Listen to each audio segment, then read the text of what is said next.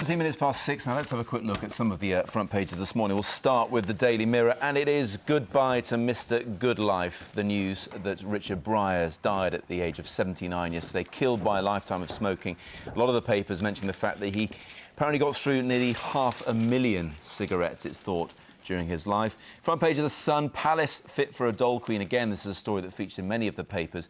Jobless mum on benefits is having a £400,000 council house built for her and her brood of 11 children. And on the front page of The Times, NHS failings, as we were just talking about there, causing 1,600 child deaths every year.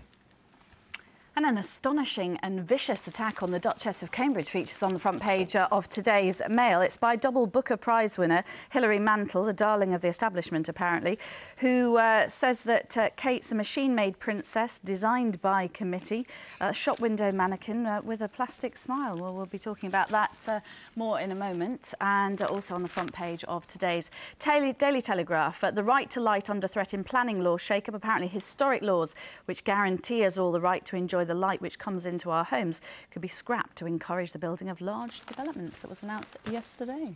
We're joined now by broadcasters Vicky Beeching and Ollie Kendall. We're going to start by talking more about that story, Vicky, about our right to light soon being blotted out, possibly. We are. It's a very interesting story. I didn't actually know this, but under current law, which dates back to the 19th century, if you've had a window that has natural light coming into it for over 20 years, you actually have a legal right to maintain that.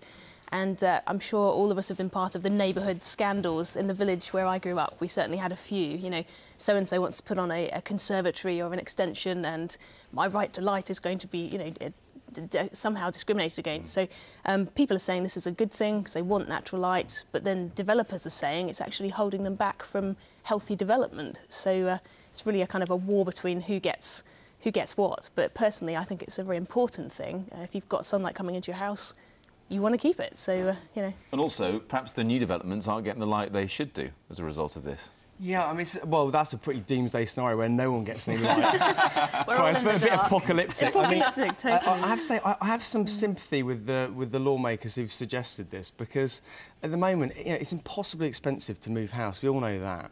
And so the idea that actually, you know what, if you have an extra kid, you need a bit of extra room, you want to put an extension on your house, it seems to me much more sensible if it's not going to interrupt too much like that. You do that rather than have the upheaval of having to move house somewhere else. So actually, and the other thing is, this isn't going to happen necessarily. It's a recommendation to government. The government has got to go through the planning process. I mean, my goodness me. Within reason, hasn't it, yeah, I'm well? sure there's going to be plenty of people complaining about it. Ollie, I'd be interested in your thoughts on the story of the Hilary Mantel attack on the Duchess of Cambridge, which, I mean, personally, I just thought was totally vicious and uncalled for. I mean, so the way the newspapers have painted it, I mean, there's some incredibly powerful choice quotes they've taken out. And I think you mentioned some of them. I think shop window mannequin, without character, painfully thin. I mean, the list just goes on and on. I mean, she was trying to, I think, explain that in order to be a member of the royal family or to marry into the royal family, I think you have to sort of lose some character, is the sort of suggestion. That's something that historically has happened with previous men and women who've married into the royal family. People at home, though, disagree. I mean, Kate comes across as very warm, doesn't she? I think she's and been praised for emotional and giving. and actually being very down she's got to a lot of earth. personality. Well, do you know what? I'm not sure warm is the word I use. I'd say incredibly professional, and she's sort of taken to it like a duck to water. But I think that's quite clever. I think, you know, she's only been a member of the royal family for, what, not much more than a year or two now, although she's been involved with it in the wider circles for much longer. And I think, actually, if she's going to be successful, she needs to play safe and let people like her, let people project an image onto her that they think they see in her, because at the moment we don't really know too much about her, and actually let her develop as a character over the next sort of 5-10 years. There's one thing, though, about saying being professional and playing safe, but I mean, that is very personal, and I would have thought it very unkind. I actually think it's kind of an attack on a certain kind of woman, because I'm a passionate feminist, but I also believe that beauty is great, and there's no problem with wanting to look nice, and I think she's actually being targeted as kind of anti-women, anti-feminist, you know, the thing that we shouldn't want to become, this kind of doll, but actually she's just expressing her own preference to want to look nice. Or perhaps, as you touched on, Ollie, it's the role, because free of the shackles that William and Kate have are Pippa and Harry, and we see a lot more personality from them, don't we? Absolutely.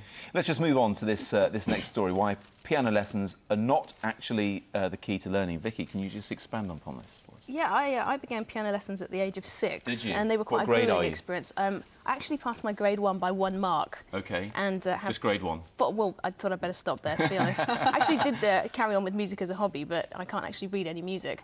But my mum and dad told me piano lessons were a good idea because they really help you kind of at school, you know, in general EQ, IQ boosting, and they help you kind of develop conscientiousness, the ability to practice, and it's being attacked in a new bunch of research coming out of the University of Toronto, and they're saying actually there's no correlation that it's not actually related to IQ. So all these poor parents cashing out all this money, and they're actually saying that the real reason is that these children come from more privileged backgrounds, families that can afford piano lessons, and therefore that's actually the reason. So but it still makes you the most popular person at a party until in the morning when you can bash out a bit of Elton John or something. With 2 fingers. I actually think it does. I did grade 6, but my O-levels were appalling. I play the guitar, rock and roll. Right, let's just finish Have a on little jam at talking some rock and point. roll. Let's talk about Fatboy Slim. It's actually not Fatboy Slim, it's Boy George, who shed a lot of weight, Ollie, and this is pretty impressive. I have to say, he does look absolutely incredible. I mean, we've all seen the pictures of Boy George from a few years ago, in fact, from fairly recently, where he's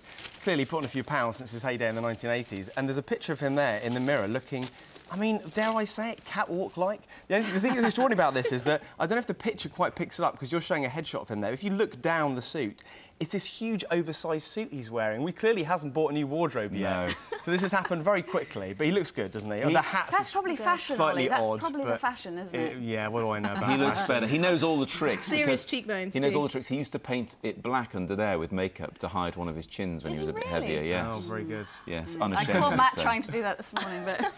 Yes, I'll keep my head Yeah, down keep your like head that down. so you can't see. Thanks, No both. makeup. Lovely to see you both. Thank you very much.